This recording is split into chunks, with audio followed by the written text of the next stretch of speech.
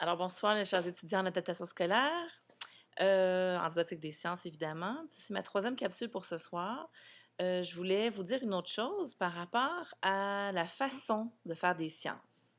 Et ça peut s'appliquer avec n'importe quelle clientèle, mais particulièrement avec l'adaptation scolaire, c'est très à propos ce que je vais vous dire.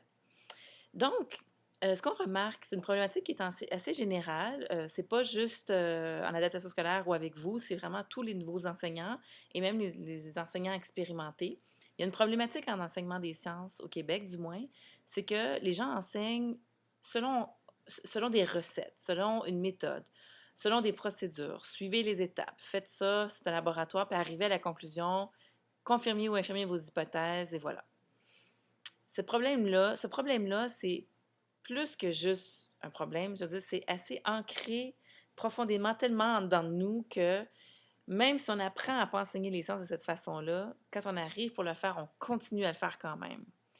Ça, c'est parce qu'on continue à enseigner de la façon qu'on nous a enseigné. Il faut faire attention à ça, d'accord? Il faut faire attention. C'est pas parce que nous, on nous a enseigné d'une façon qu'il faut le faire aussi de cette façon-là. Quand vous êtes perdu, c'est sûr que c'est ça qui va revenir comme un réflexe. Comme quand on devient mère, c'est les réflexes de notre mère avec nous qui reviennent, tu sais, quand on est mal pris. Mais quand on planifie bien et qu'on réfléchit à notre chose, on ne devrait pas avoir ces réflexes-là. Pourquoi qu'on ne veut pas faire ça? Parce que un des problèmes en ce moment au Québec, c'est que les jeunes, à partir de secondaire 2 ou 3, se mettent à décrocher. Ils se mettent à pas aimer les sciences, ils se mettent à vouloir éviter les études en sciences et pire, les métiers reliés aux sciences. Alors, on sait très bien qu'on a besoin de scientifiques dans la société pour évoluer, pour rester compétitif, pour former des bons citoyens.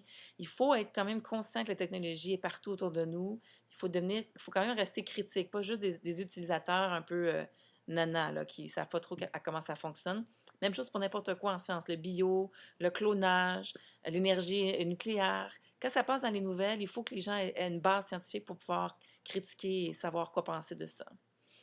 Donc, pourquoi que les élèves lâchent en partie de secondaire 2 ou 3? C'est justement parce que on leur enseigne d'une façon trop par recette. On leur enseigne de façon trop positive, qu'on appelle, c'est-à-dire qu'il y a une démarche, puis on arrive au bout, puis c'est tout.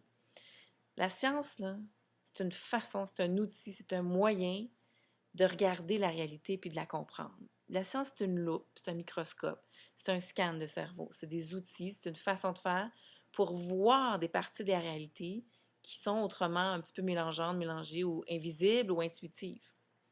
La science, c'est une façon de résoudre des problèmes, des questions qu'on se pose. Fait que une des lacunes que j'ai vues un peu partout, c'est pas juste dans votre groupe, c'est aussi dans mes autres groupes là, à l'université, les gens ne posent pas de questions.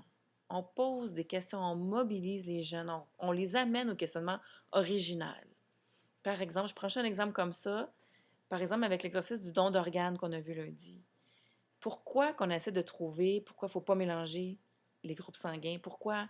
Parce qu'il y a des gens qui en sont morts, parce qu'on donne en fait du don d'organes.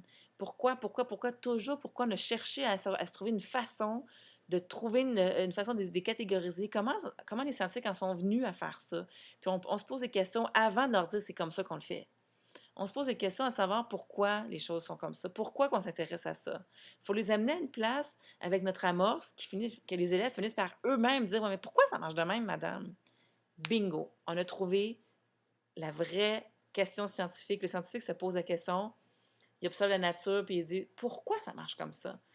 Newton, il s'est dit pourquoi que la pomme tombe? Hein? Einstein s'est dit pourquoi on ne peut pas voyager à la vitesse de la lumière? C'est ça qui a motivé l'apprentissage, la recherche d'une réponse. Donc, il ne faut jamais oublier de partir d'un questionnement. On se demande pourquoi. Puis la bourse, elle peut être assez longue pour que justement ces questions-là arrivent spontanément. Si ça n'arrive pas spontanément, on peut leur suggérer les questions. Mais à la base, pour faire de la science, peu importe dans la matière, la clientèle, il faut se poser une question. Puis comment qu'on pourrait résoudre cette question-là? Avez-vous des idées? Comment on pourrait le faire?